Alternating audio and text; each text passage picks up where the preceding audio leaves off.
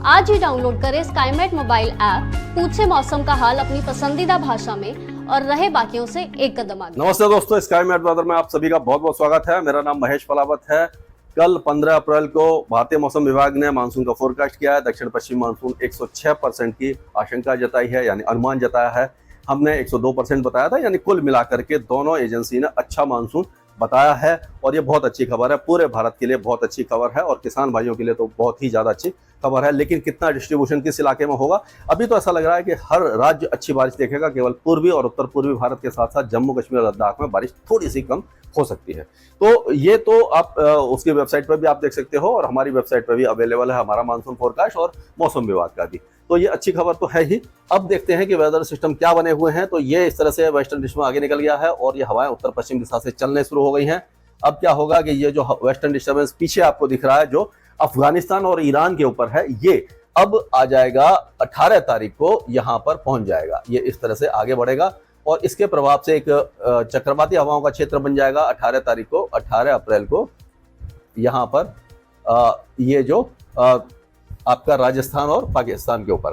तो 18 तारीख से अभी पहले आगे आज की बात करते हैं, 16-17 की बात कर लेते हैं।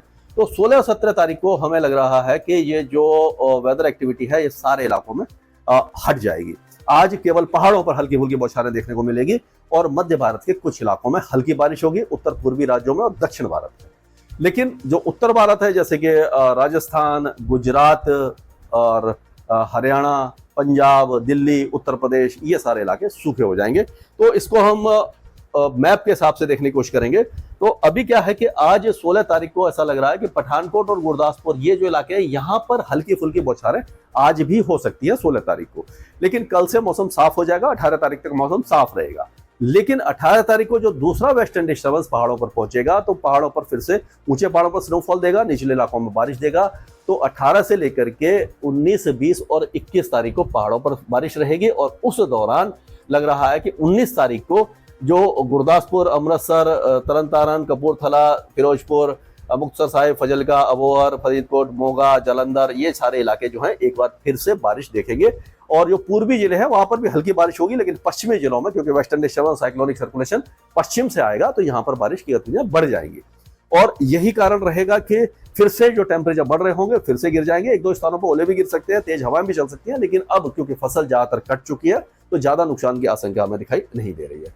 अब हरियाणा की बात कर लेते हैं। तो हरियाणा में आज मौसम साफ रहेगा, बादल वगैरह छा सकते हैं और 16 और 17 तारीख 16, 17, 18 तारीख तक मौसम साफ रहेगा।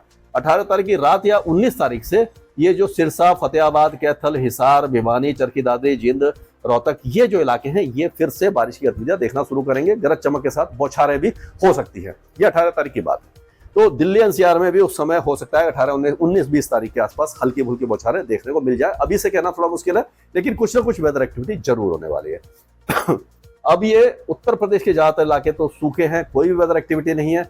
20-21 तारीख को जो सहारनपुर, शामली, मुजफ्फरनगर, बिजनौर, बागपत, मेरठ, हापुड़, अमरोहा, मुरादाबाद, बुलंदशहर, ये सारे जो इलाके हैं, रामपुर, बरेली, भैजोई, बदायूं, ये पीलीभीत वगैरह, शाहजहांपुर, इन्हीं इलाकों में हो सकता है वेदर एक्टिविटी उस समय हो जाए 20 और 21 तारीख को। 19 तारीख को क्योंकि राजस्थान और पश्चिमी पंजाब और हरियाणा में होगी और 20 तारीख को आगे आ जाएगी। और 18 तारीख से ही पाकिस्तान के कई इलाकों में और 17 तारीख से जो अफगानिस्तान के कई इलाकों में अच्छी बारिश की संभावना नजर आ रही है। और अगर हम एक और जो वेदर सिस्टम आपको दिखाऊं मैं, एक ये जो वेदर सिस्टम बन रहा है, तो इसके प्रभाव से ऐसा लग रहा है कि जो दुबई है और जो मिडिल ईस्ट के इलाके हैं, यहाँ पर अगले 2 दिनों के दौरान बहुत भारी बारिश होने की संभावना दिखाई दे रही है। ये जो इलाका है आपका, तो यहाँ पर बहुत तेज बारिश की गतिविधियां हैं। यूएई वगैरह में तेज बारिश हो सकती है। तो अब हम चलते हैं, उत्तर प्रदेश की बात हो गई, अब बिहार की बात करते हैं। तो बिहार में कोई वेदर एक्टिविटी नहीं आपको दिखाई देगी। बिहार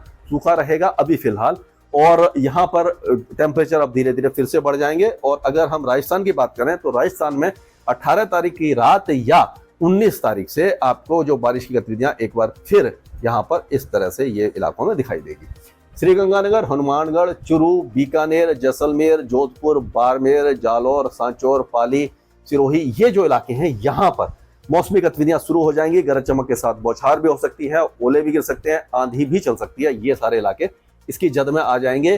और 20 तारीख होते होते ये आगे बढ़ेगा। 20-21 तारीख को हो सकता है कि पूरा राजस्थान कवर हो जाए, लेकिन जो पश्चिमी भाग है वहां पर इस बार ज्यादा बारिश होगी, पूर्वी इलाकों में थोड़ी सी कम होगी, क्योंकि वेस्ट जो साइक्लोनिक सर्कुलेशन पाकिस्तान और सेंट्रल पाकिस्तान और राजस्थान के ऊपर यहाँ पर रहेगा, और उस समय फिर से ये जो उत्तरी हवा है ये बदल करके अरब सागर से नमी लेकर के आएंगी। नमी जब बढ़ जाती है और गर्मी ज्यादा होती है तो गरजने वाले बादल बनते हैं और बारिश होती है, तो ये सारा आपको दिखाई देगा। मध्य प्रदेश में अभी फिलहाल कोई वेदर एक्टिविटी नहीं है। छिंदवाड़ा, सिवानी, मंडला, डिंडोरी, जबलपुर, नरसिंहपुर, बालाघाट, इस इलाके में हल्की फुल्की बौछारें या मेघ गर्जना आपको दिखाई देगी अगले 24 घंटों के दौरान। छत्तीसगढ़ अब लगभग शुष्क हो जाएगा, यहाँ पर कोई वेदर एक्टिविटी आपको दिखाई देगी, टेम्परेचर बढ़ेंगे, बादल वगैरह थोड़े बहुत छा सकते हैं।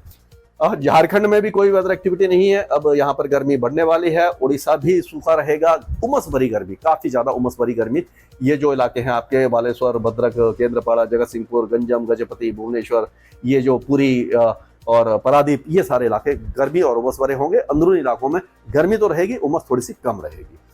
अब अगर हम गुजरात की बात करें तो गुजरात में अभी बादल छाए हुए हैं, रण ऑफ कच्छ, ये सारे इलाकों में, कई इलाकों में जैसे मैंने बताया था उत्तरी गुजरात में बारिश हुई है।